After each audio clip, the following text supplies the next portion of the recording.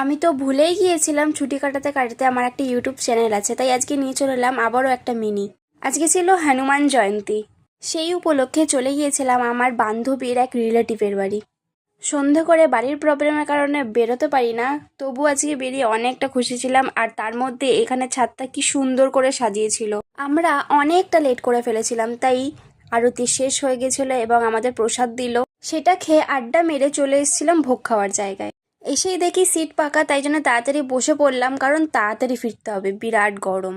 বসতেই কিছুক্ষণের মধ্যে খিচুড়ি পরিবেশন করে দিয়ে গেলেন, কিন্তু এবার মুশকিলে পড়ে গেলাম। এই গরমে এত গরম খিচুড়ি খাই কি করে। বেশ কিছুক্ষণ ধরে খিচুড়িটাকে নিয়ে নাড়াচাড়া করতে করতে আলুর দম দিয়ে গেল এবং আস্তে আস্তে খাওয়া শুরু করলাম। খিচুড়ি আর আলুর দমটা বেশ ছিল, সাথে আরও অনেক কিছু ছিল, কিন্তু আমি নিইনি, গরমে অত খাওয়াটা উচিত নয়।